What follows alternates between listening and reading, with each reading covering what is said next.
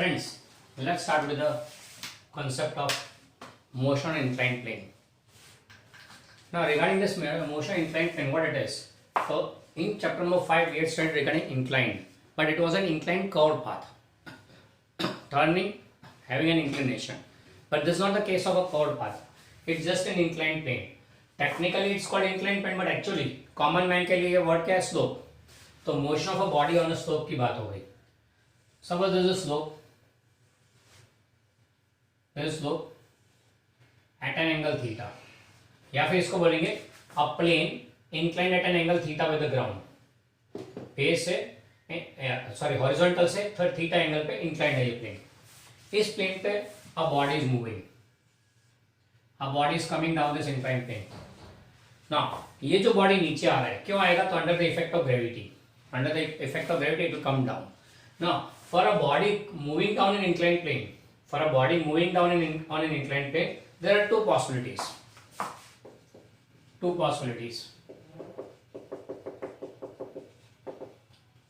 पहली possibility, friction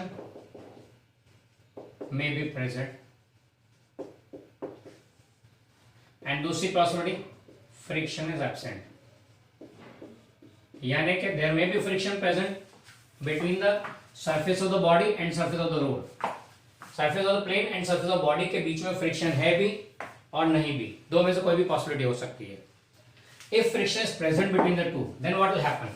तो check करते हैं.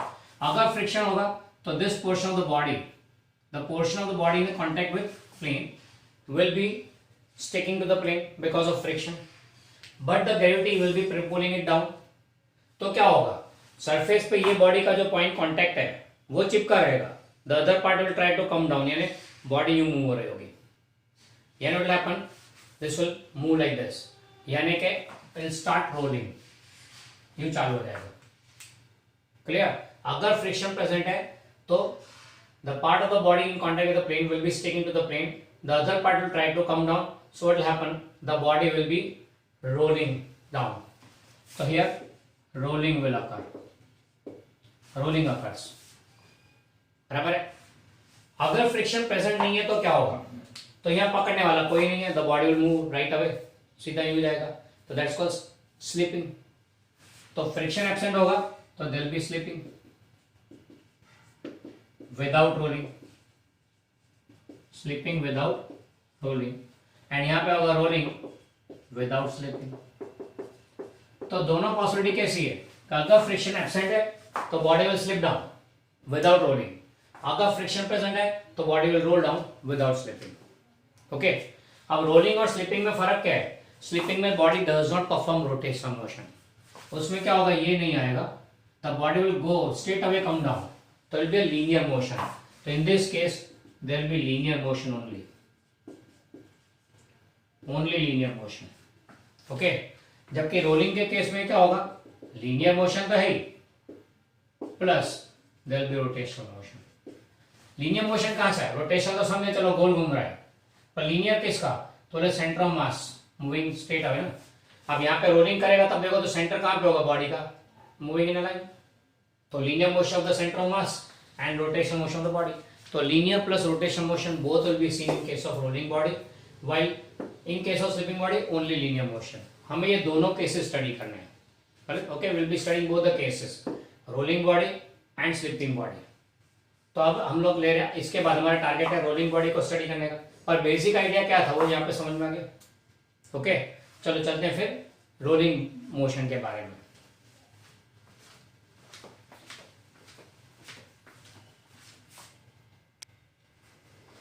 Now here what we find is that there's an inclined plane, a plane inclined at an angle theta. On that there's a body. Right now it is on the rest and we release it from there. As the body is released, we are said it's a case of rolling body, that means friction is present here. Now when a body rolls down, so for rolling body there are two types of motion possible. एक तो linear motion of the center of mass and secondly rotational motion. So here in this case two types of motion will be there. Two types of motion. One will be linear motion, another will be rotational motion. अब linear motion कर रहा है तो it will have a linear kinetic energy. Rotational motion कर रहे हैं तो rotational kinetic energy, तो देयरफॉर टोटल एनर्जी कितनी होगी, total energy of the body will be equal to linear kinetic energy plus rotational kinetic energy. Linear kinetic energy का formula half M we square, let's say mass M capital M and V is the speed of this body. Rotational kinetic energy का formula half I omega square, where I is the moment of inertia of the body and omega is its angular speed. बराबर है, तो ये हो गया for body rolling down. There are two types of motion, linear as well as rotation. तो linear के साथ connected linear kinetic energy and rotation के साथ कनेक्टेड रोटेशनल काइनेटिक एनर्जी। तो total energy of the body will be linear kinetic energy plus rotational kinetic energy. Now we are releasing this body from a height h. As the body rolls down from height h से नीचे आ रहा है, तो as it comes down it will be losing its potentiality क्योंकि height कम होती जा रही है, height from the ground is decreasing as it goes ahead, तो potentiality is reducing, सामने it will be gaining speed, तो total energy gain करेगा। According to law of conservation of energy, according to law of conservation of energy, decrease in potential energy of the body is equal to increase in its total kinetic energy। तो potential जो decrease होगी वो total kinetic energy के form में gain करेगा। कितनी decrease होगी, तो हमें क्या करना है, बॉटम पे है तब क्या सिचुएशन है वो फाइंड करना है हमें।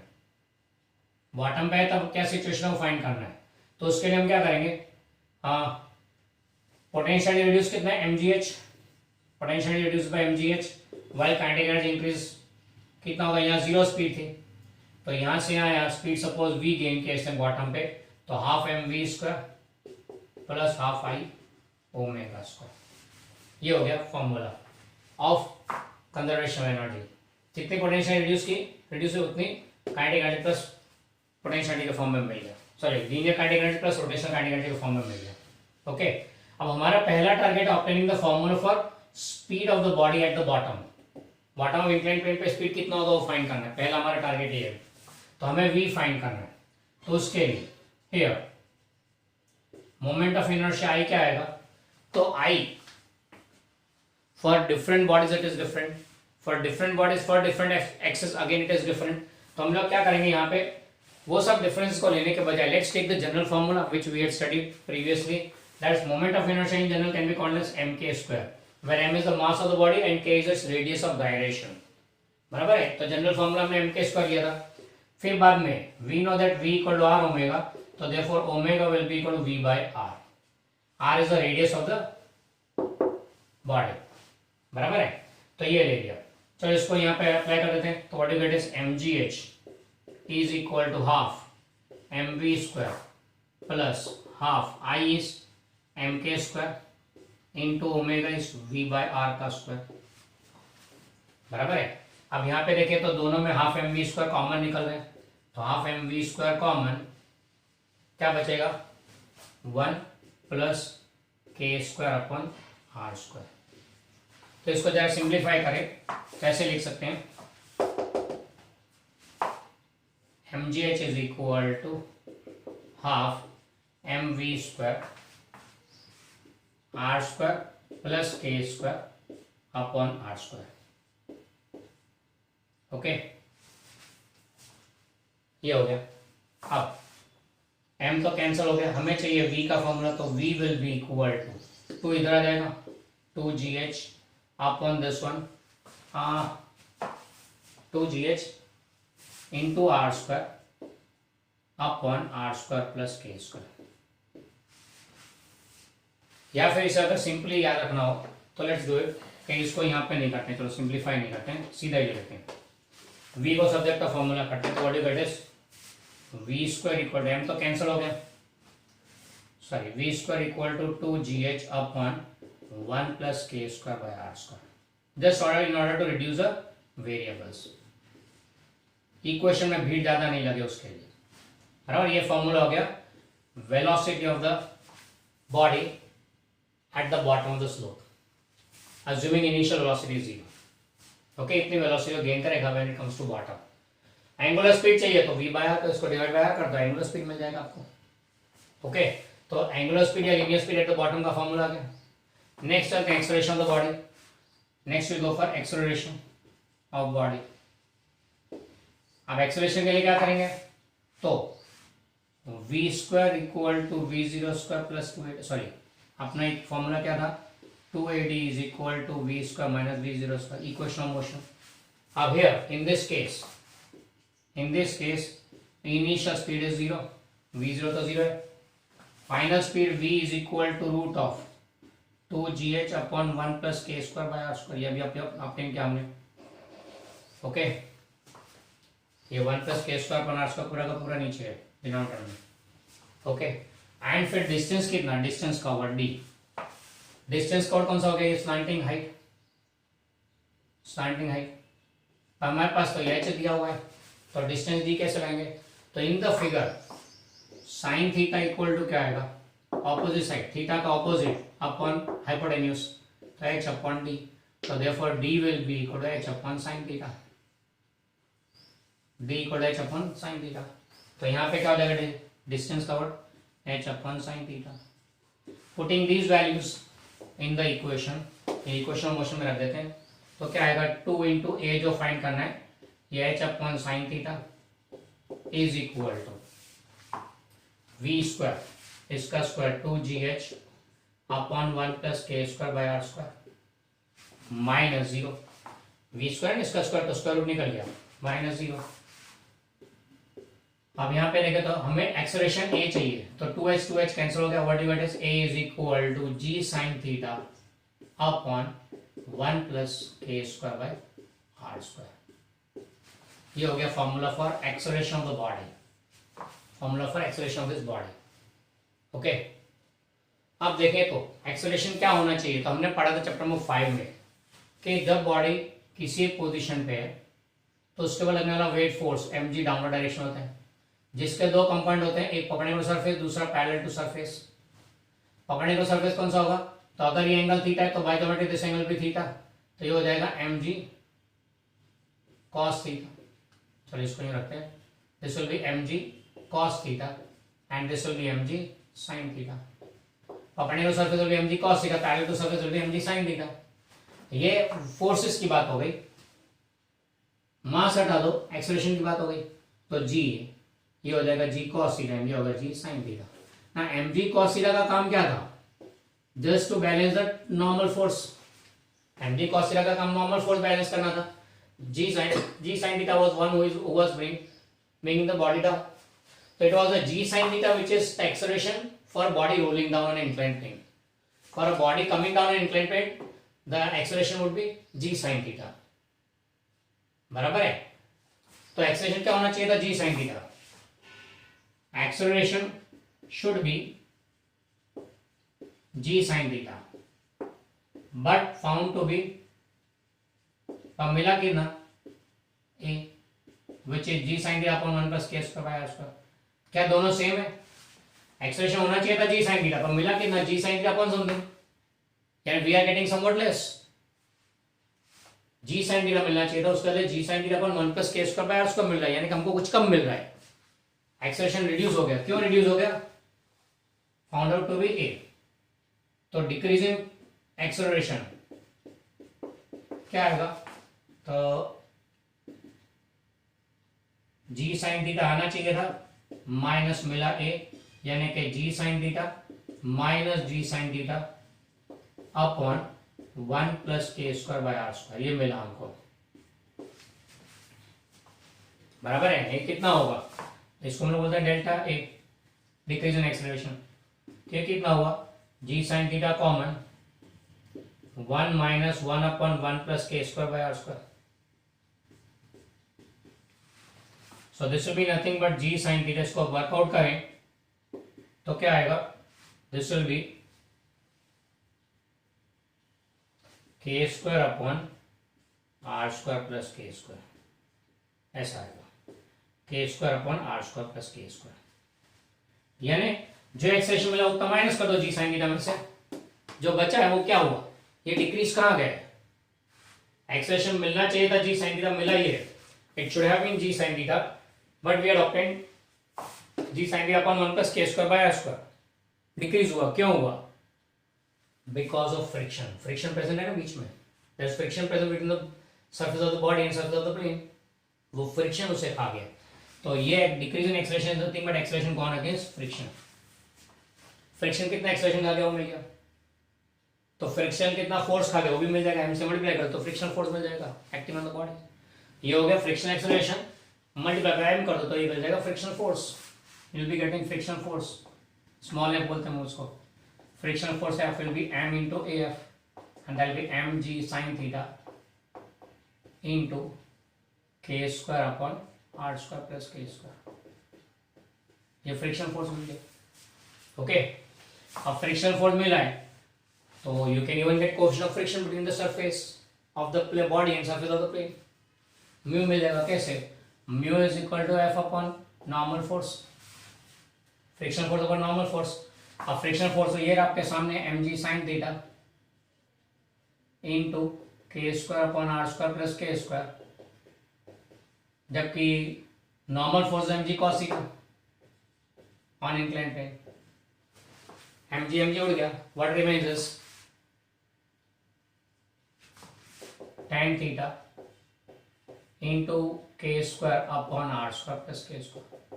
ये आ गया coefficient of friction between the to surface. Kinetic friction, moving body है ना, तो coefficient of kinetic friction between the to surfaces, surface of body and surface of the plane। Okay, it is tan theta is k square upon r square plus k square, mu equal to, okay, ये मिल गया। याद तो हमको उसमें mu equal to tan theta मिलता था जब friction present नहीं था, चैप्टर नंबर 5 में किया था, एक सम किया था हमने उसके ऊपर से। यहाँ पे फ्रिक्शन प्रेजेंट है इसके k square upon are square plus के स्क्वायर हो गया क्योंकि रोलिंग बॉडी वाला। ओके, अगर म्यू इतना है तो रोलिंग होगा पक्का है, अगर म्यू इससे ज्यादा मिले तो, इस वैल्यू से ज्यादा मिले तो, if mu is greater than this value तो फ्रिक्शन ज्यादा है, फ्रिक्शन ज्यादा है मींस रोलिंग विल अकर। अगर म्यू इससे कम मिला तो tan theta into k square upon r square plus k square से कम मिला, if we get value of mu less than this value मतलब सफिशिएंट फ्रिक्शन नहीं है तो body will slip down without rolling. यानी कंडीशन फॉर रोलिंग मिल गया, mu should be greater than equal to tan theta into r square plus upon r square plus k square upon r square plus k square. Rolling के लिए क्या compulsory है, mu should be greater than equal to this value, greater than और equal to this value in order to have the rolling on the body on the surface. Okay, तो ये हो गया regarding rolling body के बारे में। सब पूरा डेरिवेशन लिया हमने, क्या क्या फाइंड किया हमने, एक तो equation showing conservation of energy, second we obtain the formula for speed at the bottom, फिर we obtain acceleration of the body rolling down the plane, फिर हमने लिया एक्सेलरेशन गॉन अगेंस्ट फ्रिक्शन, फिर हमने लिया फ्रिक्शन फोर्स का formula, फिर हमने ऑब्टेन किया coefficient of friction between the surface of the body and surface of the plane. बराबर, ये फार्मूला हमने ऑब्टेन किया। यहाँ पे still we are talking about body, rolling body. कौन सी बॉडी पता नहीं है, it may be a ring, it may be a disc, it may be a hollow cylinder, it may be a solid cylinder, it may be a solid sphere, it may be a hollow sphere, any case it may B, कोई भी case हो, ये general formula है। अब case specific चलना हो तो if you want to go for case specifics, यानी हर एक केस में क्या होगा, तो कोई बात नहीं, फॉर्मूला नोट कर लेते हैं एंड फिर देखते हैं क्या होता है हर एक केस में। यानी will be keeping in mind this formula box वाले 1 2 3 फिर 4 5 एंड फिर कंडीशन आ जाएगा रोलिंग का। Okay, will derive it. चलो आगे देखते हैं, पहले इतना देख लो, गो थ्रू दिस। हाँ, जो एक बाकी है, sorry we have to find the formula for kinetic energy of this body. Okay, देख लो इतना, फिर चलते हैं kinetic energy of the body के।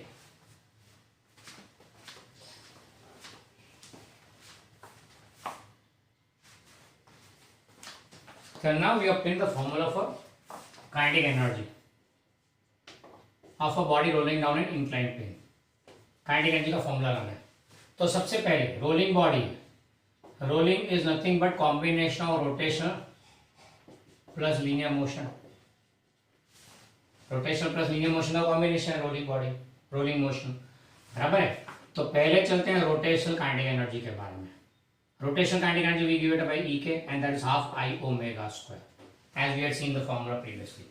Now this can be written as half I को लिखेंगे mk square and omega को लिखेंगे v by r का square. So this will be half m into v square into k square by r square। ये हमने आगे जो topic में लिया वो पार्ट ऑफ इट, ये हो गया rotational kinetic energy. Linear kinetic energy कितना होगा, तो we show it by capital K, that's half mv square. ये अपना काइनेटिक एनर्जी का फॉर्मूला के ई बोल देते हैं, चलो के ई। अब टोटल काइनेटिक एनर्जी क्या आएगा, तो therefore total kinetic energy will be equal to, total kinetic energy को हम लोग ई बोल देते हैं, is equal to rotational kinetic energy plus linear kinetic energy, sorry K E. So that will be equal to half mv square into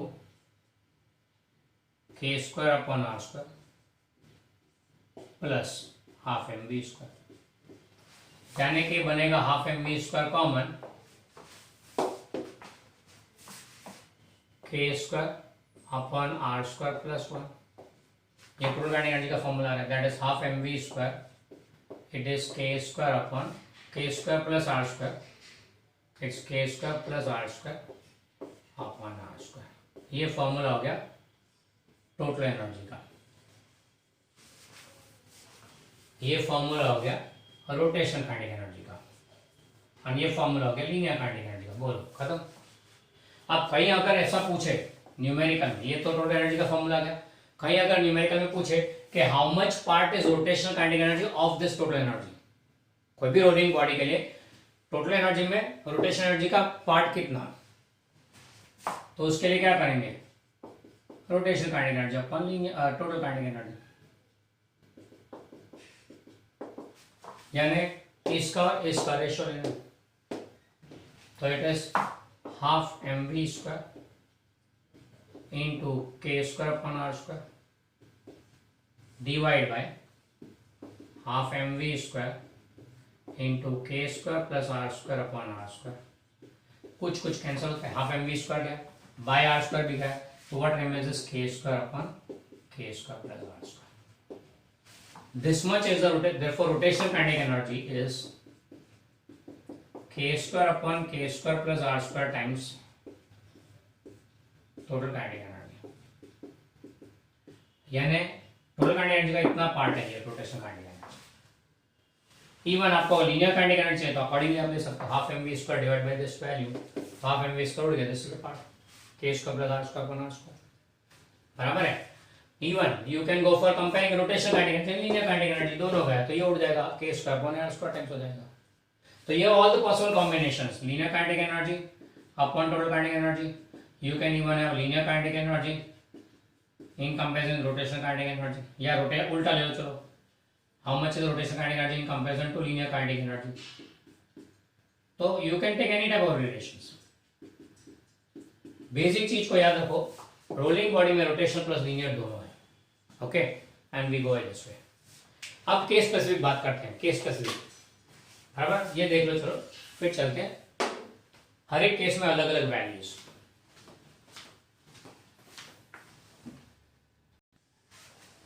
चलो अभी चलते हैं आगे। जो हमने फॉर्मूला ऑब्टेन किए थे वो जनरल केस था, जनरल लिया था for any rolling body. Now we go for case specific. There are 4 different cases for us. एक तो रिंग है, दूसरा डिस्क है, तीसरा सॉलिड स्फीयर, चौथा हॉलो स्फीयर। ये 4 केसेस हमारे पास में है, पर चारों चार को करने बैठेंगे तो हमारा पूरा दिन निकल जाएगा यहीं पे। तो what I will do is I do one of the case and you gonna repeat other cases similarly. You have to repeat the other cases similarly and you have to create for each one the derivation which we are doing right now. मैं अभी for example disc ले रहा हूँ, a disk rolling down in inclined plane। मैंने अभी case लिया हुआ है डिस्क का, a disk is rolling down in inclined plane। तो उस केस में अलग अलग फॉर्मूला ला रहा हूँ, आपको रिंग, सॉलिड स्फीयर और जो होलो स्फीयर के लिए ऑब्टेन करना है। चलो पहले सबसे पहले मैं यहाँ जो स्टेप लिखा हूँ वही एग्जैक्टली स्टेप आपको रिपीट करने हैं।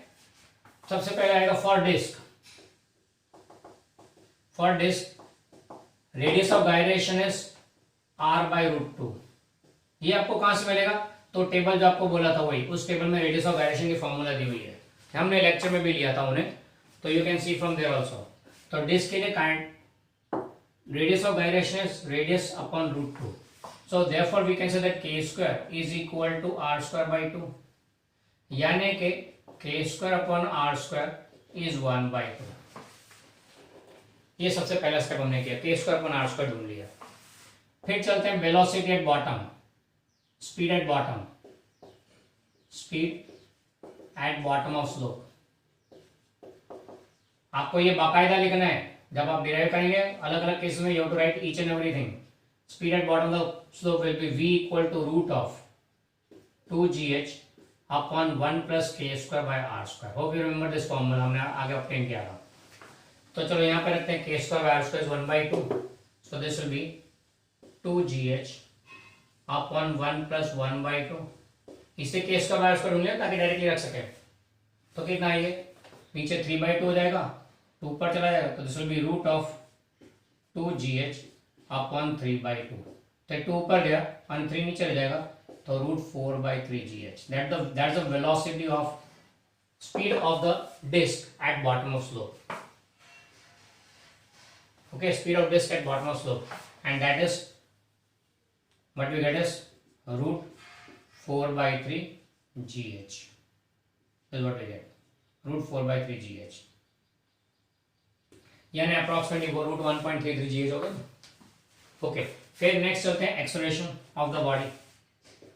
Next we go for acceleration of the rolling body, rolling disc. Acceleration का फॉर्मूला क्या था, a is equal to g sin theta upon 1 plus k square by r square.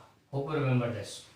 So this will be g sin theta upon value put up करते हैं, k square by r square 1/2, तो 1/2, so नीचे आएगा 3/2 g sin theta upon 3/2, and 3/2 को inverse करेंगे तो this will be 2/3g sin theta. So that will be the acceleration at bottom, sorry acceleration while rolling down.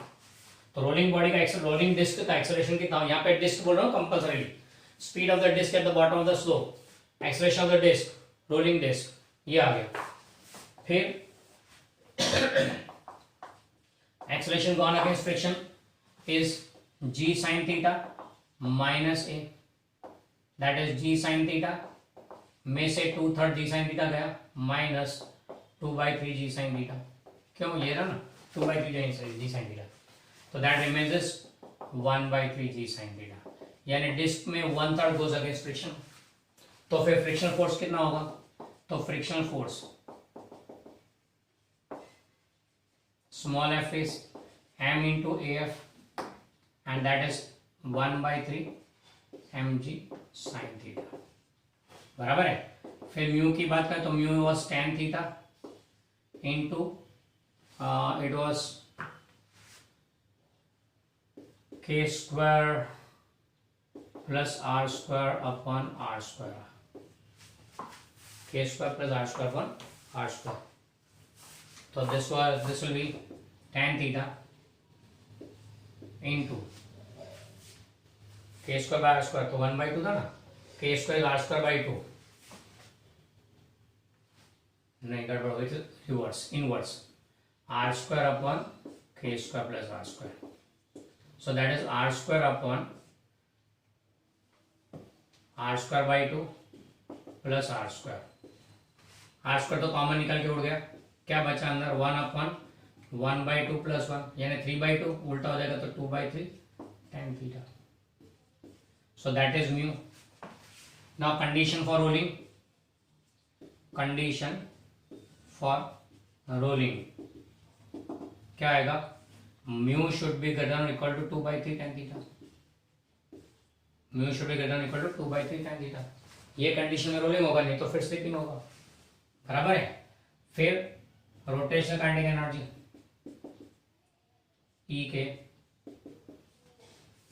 क्या था formula, half mv square into K square by are square, K square R square 1/2, तो this will be 1/2 1/2 1/4 mv square rotational kinetic energy. Linear kinetic energy तो fix half mv square, and total kinetic energy कितनी होगी, 1 half mv square plus, sorry पहले लिख देते हैं, will be linear kinetic energy plus rotational kinetic energy, and that is half mv square plus 1/4 mv square, and that is 3/4 mv square। ये total kinetic energy of the disk हो गया rolling down in inclined plane। फिर rotation kinetic energy in terms of total kinetic energy, तो divide by कर दो 1/3. Total kinetic energy का 1/3 is rotational kinetic energy and 2/3 is the linear kinetic energy. Okay, तो ये हो गया रिगार्डिंग कंप्लीट डेरिवेशन डिस्क के लिए. बराबर, ये मैंने आपको डिस्क के लिए दिया, लिख देना ये, एंड इसके आगे का टॉपिक दोनों आपको लिखने हैं. इसमें क्या आएगा, डिस्क के लिए हो गया. अब आपको यहाँ पे चेंज करना है, रिंग ले लो, और ring rolling down in inclined plane, तो के की जरूरत पड़ेगी.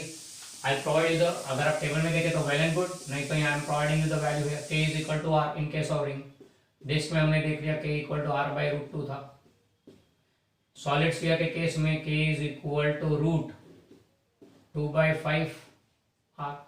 आर बाहर है, नहीं तो आर पहले लिखता हूं, R root 2/5 for sphere. Horizontal sphere, sorry solid sphere के लिए. हॉलो स्फीयर के लिए K equal to R into root 2/3. हर एक के लिए आपको ये पूरा रिपीट करना है. के इक्वल टू आर बाई के इक्वल टू आर लेके सॉल्व करो पूरा रिंग के लिए. सॉलिड स्फीयर के लिए K equal to R root R into root 2/5 लो. हॉलो स्फीयर के लिए R into root 2/3 and solve, simplify the thing. इतना करने के बाद आप रोलिंग बॉडी के कोई भी प्रॉब्लम को इजीली सॉल्व कर सकेंगे, एकदम इजीली, क्योंकि फिर आपको जब भी कह दिया होगा you can easily manage. Okay, तो ये हो गया rolling body, body rolling down an inclined plane. अब रह गया, वैसे तो पढ़ना नहीं है पर फिर भी हम लोग साथ में ले रहे हैं स्लीपिंग बॉडी के बारे में. ओके, तो इसका हम लोग डिस्कस करेंगे थोड़ा बहुत स्लीपिंग बॉडी के बारे में.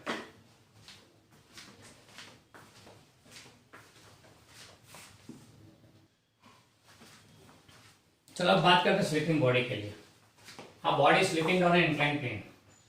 अब स्लीपिंग बॉडी तो फ्रिक्शन तो प्रेजेंट नहीं है, नो फ्रिक्शन, फ्रिक्शन एब्सेंट. बराबर है, friction absent, therefore only linear motion. Only linear motion बोला था, no rotation motion at all. तो फिर total kinetic energy is equal to linear kinetic energy and that is half mv². तो rotation kinetic energy का आने का सवाल ही नहीं होता यहाँ पे ना.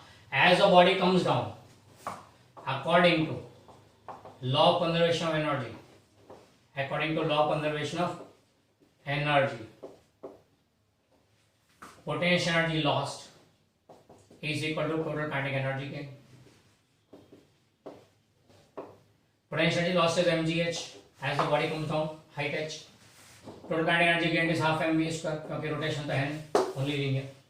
So therefore mm cancel, v equal to root 2 gh आया. Speed of slipping body at the bottom of the slope. Bottom of slope पे उसकी स्पीड कितनी होगी स्लीपिंग बॉडी की? स्लीपिंग बॉडी की speed at the bottom of the slope कितना होगा वो आगे. Okay, speed of the slipping body at the bottom of the slope. फिर एक्सेलरेशन. एक्सेलरेशन के लिए क्या करेंगे? v² minus v, sorry 2ad is equal to v² minus v0². Now 2 into A find करना है. Height was distance covered, D कितना होता है equal to h upon sine theta. ये हमने आगे डिराइव किया था. v कितना है रूट 2 gh है, तो 2 gh हो गया. v0 तो 0 है. Okay, S v0 0. तो ये हो गया. एट 2h कैंसिल हो गया, तो a is equal to g sine theta. Expression कितना है g साइन थीटा. तो फिर कुछ कटाएंगे, कुछ कटेंगे तो फिर फ्रिक्शन लगाएंगे, या फ्रिक्शन है ही नहीं तो एक्सेलरेशन अगेंस्ट फ्रिक्शन जाएगा. कम फ्रिक्शन तो एब्सेंट है, तो एफ नहीं आएगा, एफ नहीं आएगा, म्यू नहीं आएगा, सब है. तो इतने डेरिवेशन होते हैं स्लीपिंग बॉडी के लिए. एक और बात खास नोट करें, in case of slipping body there is no rotational motion, so moment of inertia is not present. Moment of inertia नहीं है तो एम भी नहीं है, के भी नहीं है, रेडियस ऑफ गायरेशन नहीं है, रेडियस ऑफ गायरेशन नहीं है तो अलग अलग केसेस भी नहीं है. तो यहाँ पे this is the formula applicable to any type of body slipping down an inclined plane. कोई भी टाइप का बॉडी स्लिप करे इंक्लाइंड प्लेन से, there is no difference. Speed at the bottom will be root 2 gh, whether it is a ring और a disc और a solid sphere और a hollow sphere. आप ring, disc, solid sphere, hollow sphere चारों को एक साथ slip करवाएंगे, चारों चार की स्पीड यही होगी नीचे. चारों चार की स्पीड यही होगी नीचे, यानी चारों चार एक साथ नीचे आएंगे. ऑल विल कम टुगेदर, क्योंकि स्लिपिंग में there is no difference. Moment of inertia involve नहीं है, रोटेशन मोशन नहीं है तो मोमेंट ऑफ इनर्शिया नहीं है, इसलिए रेडियस ऑफ गायरेशन नहीं, तो अलग अलग केस आने का सवाल ही नहीं उठता है. तो in case of slipping body the speed at the bottom is same for all the bodies. बराबर sir, speed of the body at the bottom is same for all the body, यानी ring, disc, solid sphere, hollow sphere, किसी को भी slip कराओ, सबको साथ में slip कराओ तो सब साथ में ही नीचे आएंगे। जबकि रोलिंग बॉडी में क्या होता था, तो चलो रोलिंग बॉडी का आपने डेरिवेशन किया करेंगे तो आपको क्या मिलेगा। रोलिंग बॉडी के केस में, रिंग के केस में velocity of bottom will come out to be root GH। In case of disc it will be root 4/3 GH, हमने ऑब्टेन किया था, यानी कि 1.33 हो गया, approximately 1.33 GH। In case of solid sphere ये आएगा V equal to root 10/7 GH, यानी रफली 1.5 GH। होलो स्फीयर के केस में it will be V will be equal to root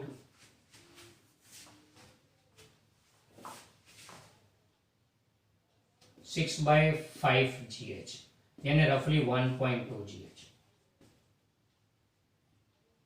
अब इन सबको कंपेयर करो तो आपको मिलेगा ये चारों चार की speed at the bottom is different. You can clearly see that speed at the bottom for each one is different.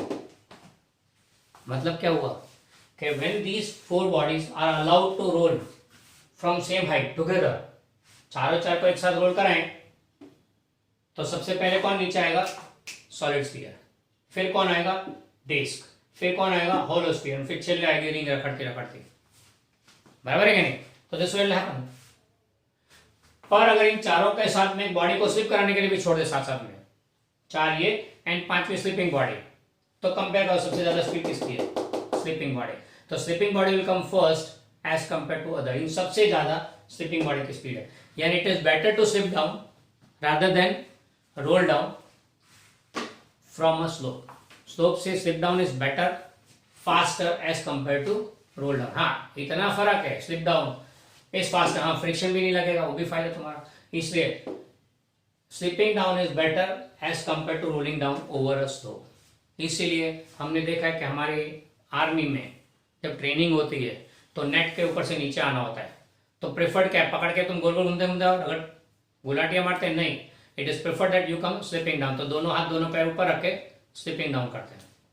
And ये प्रैक्टिस को एक्चुअल माउंटेन से जब नीचे उतर हो तब उसको अप्लाई करते हैं। Rather than rolling down it is better to slip down because it is faster as compare to rolling body. Okay, तो यहाँ पे हमारा motion and incline plane complete हुआ, रोलिंग आ गया, स्लिपिंग आ गया, दोनों आ गया।